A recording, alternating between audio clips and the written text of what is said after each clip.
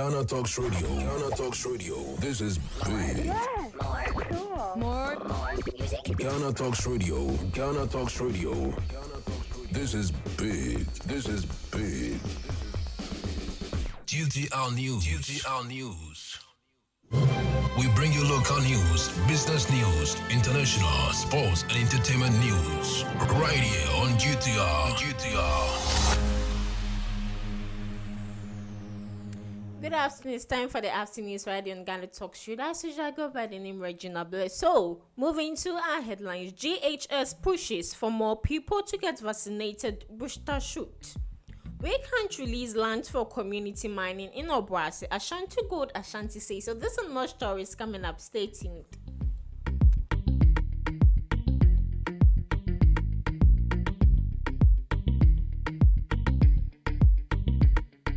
GTR News. GTR News. The Ghana Health Services sector went back on a vaccination campaign, hoping to get more people to get for their jabs. The move is also to encourage people to go for their boosters to prevent an escalation of the spread of the coronavirus. Information gathered from the virus health centers indicated that there was a COVID-19 vaccine hesitancy among the adult population. This may be a setback for the country's vaccination drive to get more people to take their jabs in order to prevent the spread of the virus, especially in communities.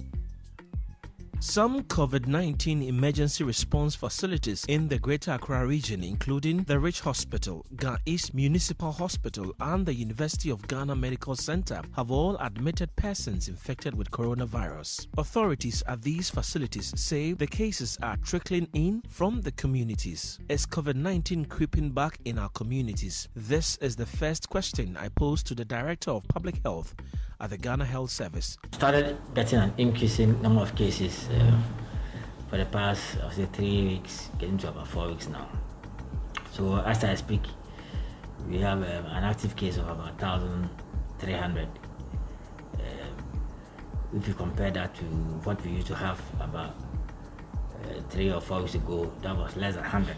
You can see that we have gotten an increase in the number of active cases. And I need to also state that the cases are mainly in Accra, particularly the urban part or the central part of Accra.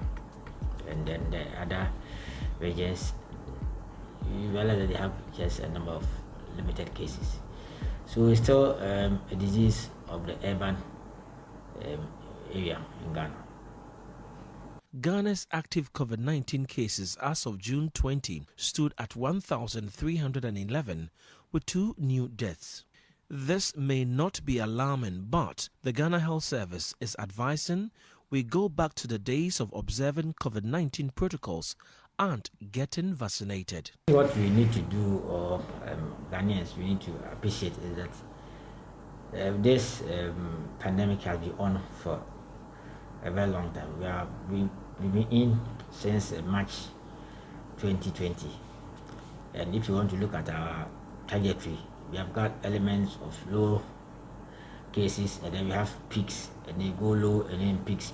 We need to use the mask, particularly when you're in an enclosed place, because so far as you have a virus being introduced, they are at risk of getting the infection. So if you are not the only one in the room and the place is enclosed, we will advise that you wear the mask. For us as a service, we are actually advocating that places like banking halls, shopping malls, supermarkets, terminals of the airport, and then airport environment, all these places should wear the mask. The workplaces should wear the mask. Information City News gathered from the various health centers visited on Monday, June 20, indicated that there was a COVID-19 vaccine hesitancy among the adult population. This may be a setback for the country's drive to get most people to take their jabs in order to prevent the spread of the virus, especially in communities. What is being done to get more people vaccinated? I think about 32% of Ghanaians are fully vaccinated. We have a little less than 50% who have taken a dose, but it's very low compared to our target. So we want to use this opportunity to get Ghanaians to get vaccinated. We are doing these campaigns. We're going to do one from 24th to 28th of June, and we want people want to use the opportunity to people to get vaccinated. If you are not taking any vaccine at all, you take one. If you're taking one, you take two. If you're taking two and then it's more than 6 months, you need to take the booster, because you see the antibody effects wears off after 6 months. So you need to make sure that you boost your immunity after that period.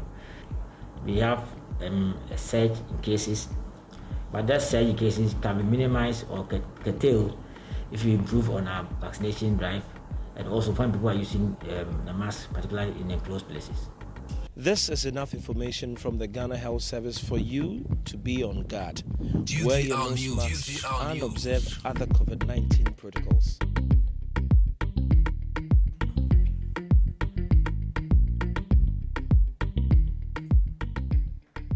So the Ministry of Health wants us to take the COVID-19 protocol seriously. We should always wear our nose masks wherever we go, and we should keep to social distancing. So moving to our next story, we can't release land for community mining in Obuasi, AngloGold Ashanti says. AngloGold Ashanti Ghana says it cannot grant the request of aggrieved youth in Obuasi for a release of some of its concessions for community mining as part of effort to reduce the high levels of unemployment in the area. This comes after some youth on Tuesday demonstrated to push for jobs while accusing the mining company of not employing residents. The protesters have petitioned the management of AngloGold Ashanti Obuasi mine, asking that the land be released for mining in order to create employment. But AngloGold Ashanti in a release explained that it has in recent times surrendered over 70% of its original mining lease to the Minerals Commission and has only retained areas critical to its current and future mining and infrastructure requirements. It further explained that it is only the Minister of Land and Natural Resources who can grant a mining lease. AngloGold Ashanti does not have the power to release any portion of land which falls within the mining lease area to third parties, it added. So moving to our next local story, residents protest alleged police brutality after mass arrests. Residents of Kuburi in the Yagimba Kuburi district in the northeast region on Wednesday poured onto the street to demonstrate against what they say is the continuous police brutalities in the community. According to the residents, the police invaded the Kuburi community at 2 a.m. on the 18th of June and arrested about 25 people in the community over the death of a suspected robber. At a press conference, the residents gave the police a 24-hour ultimatum to release 4 people still in custody. The group, calling it Kuburu Millennium Club, says the situation is not only worrying but has the potential of plummeting the district into chaos and instability.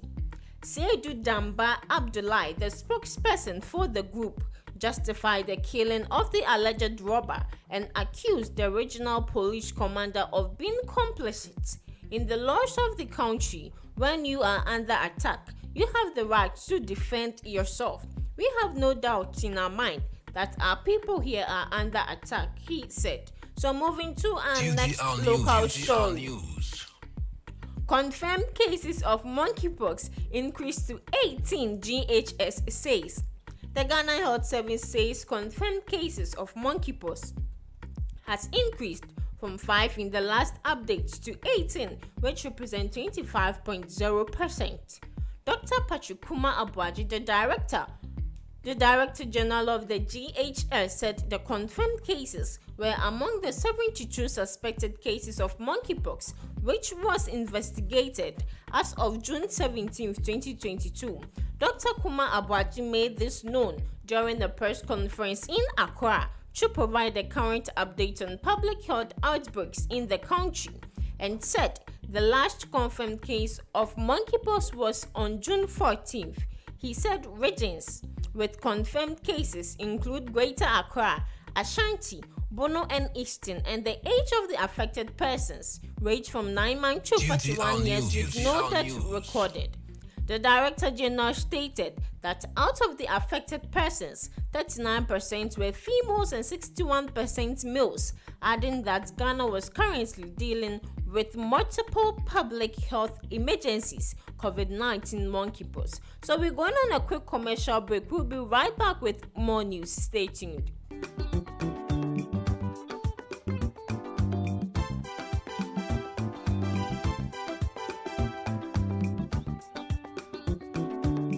Ghana Talks Radio wo UK abrochimemu era from Ghana mu ha the sound system mechire spinning machine papa every amana ne aba begu oman Ghana mu ha enti se we ye ayie we ye engagement we ye wedding we ye birthday party political parties are mo ye rally se mo ye asori mo ye crusade so wo bo carnival or any kind of event na wo pe spinning machine papa e bo sound no mu de dia ene me kanfo GTR sounds de emawo ye wo live band nso a woto nsa de frenya ye betimi ababeboa ama wodwumedi a wodie nso atimi aye kama pa ye wo enkan poponi mantamo anya aponchi hotel e ho pepepe na ye butuo odi an se wo be frɛ empanifo e wo 0546960510 GTR sounds e mu de angaza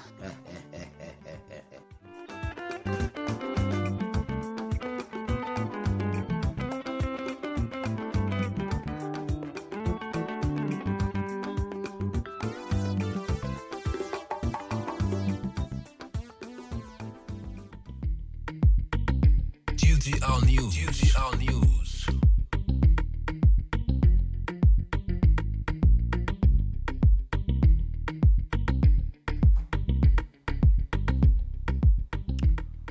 Welcome back from the break. If you just joined your live on Ghana Talks Radio, and this is the afternoon. So moving to some business stories. Revive talk to tackle cedi depreciation and inflation, Duncan Amoah says.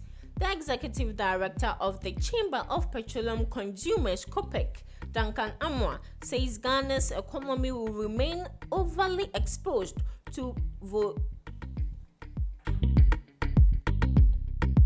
GTR News. GTR News.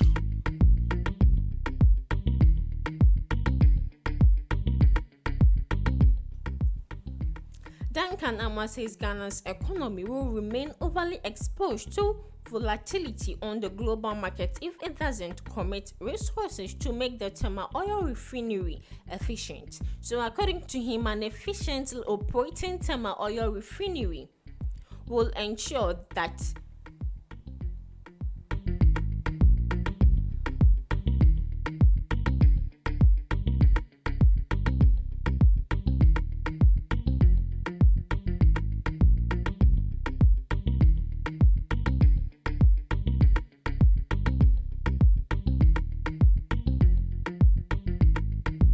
GTR News. GTR News. According to him, an efficiently operating thermal oil refinery will ensure that the country saves foreign currency that will ordinarily go out of the economy in exchange of petroleum products. Duncan Amoah said the most critical thing the policy side should contemplate at this point is to restore those institutions, thermal oil refinery and bulk oil storage and transport company because of safety net issues.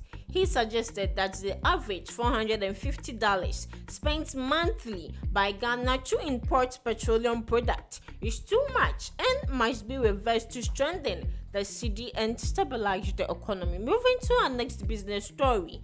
Finance Minister's COVID-19 funds presentation was factual, John Kumah. A Deputy Finance Minister, John Kumah, says Finance Minister Ken Oforiatta was honest with his account of the government's COVID-19 expenditure. The Finance Minister has been forthright with the facts and figures and has been consistent. In fact, the ranking member said the Finance Minister has been consistent with his figures, he said. He explained that the Finance Minister's presentation was not in sync with earlier figures given by the President due to indirect expenditure incurred by the government. John Kumah said the indirect expenditure was subsequently added to the government expenses, leading to a rise in the total figure. There were expenditures that as a result of COVID-19, we could not raise revenue to do certain things, so we needed to borrow to do them.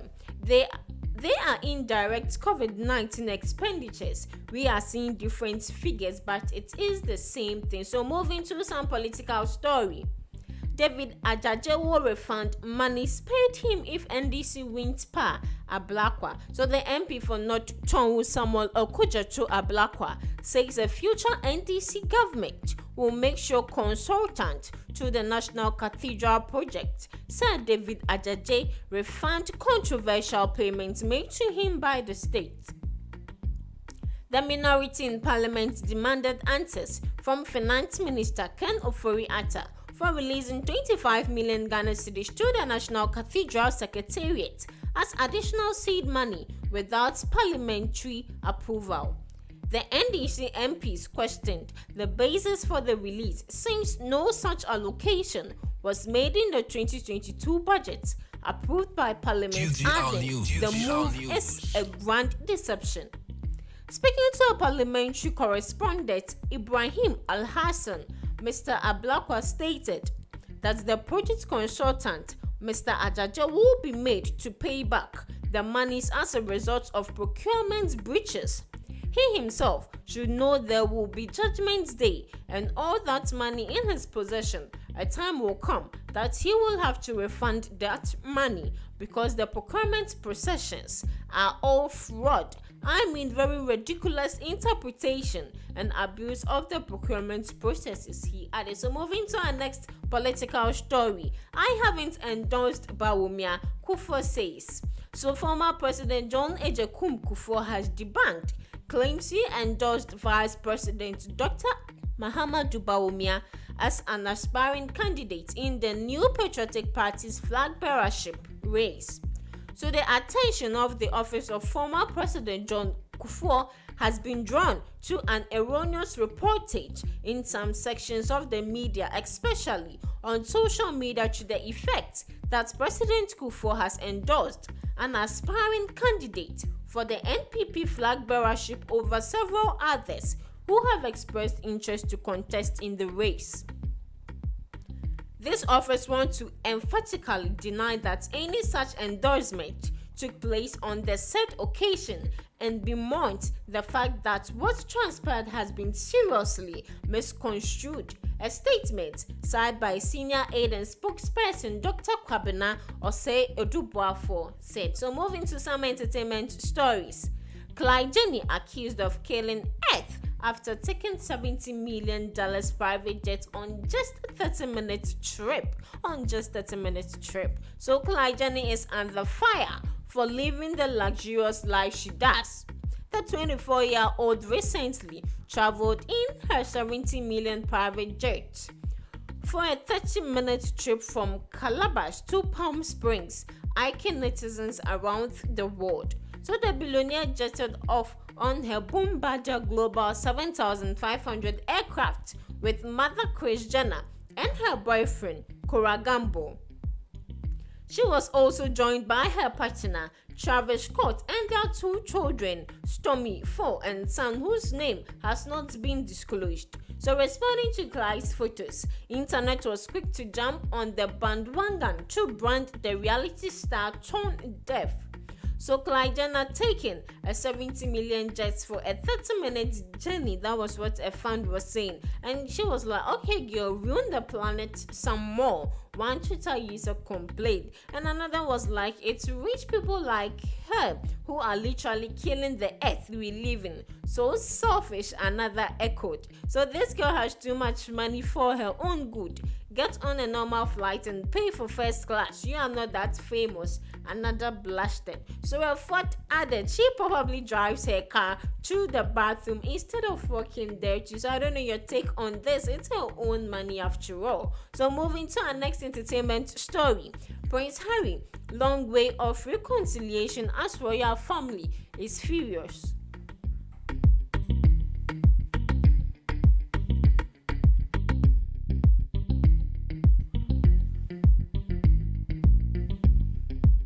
GTR News. Prince Harry has landed himself in a long-term trouble with the royal family, says an expert. So royal expert Russell Mies recently spoke to Australian TV about Harry, indicating Queen is not surrounded by the right people to whom the court. He said Harry was given an interview just a couple of weeks ago. It was all sorts of bizarre language. He was there to protect the Queen, and these things are not going down too well. If it is their relationship to be repaired,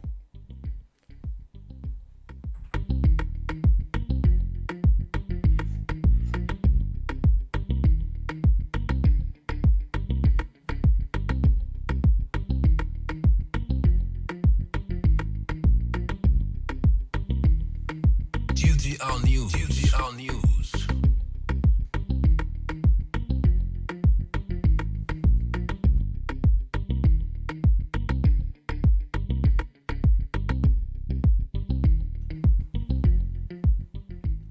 so if it is their relationship to be repaired, then there needs to be a bit more water under the bridge. So Russell Mies said that Harry is trying to have that cake and eat it too.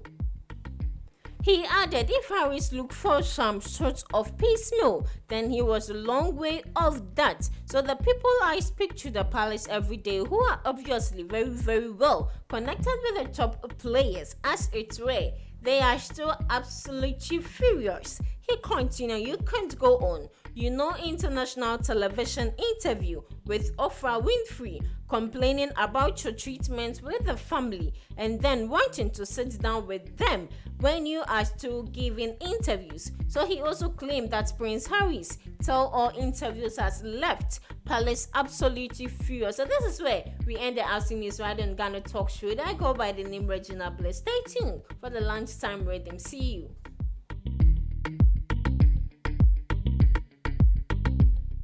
Get it big, get it here. Listen to all your live mixes, live radio programs, and live entertaining and news package programs right here from GTR, Ghana Talks Radio.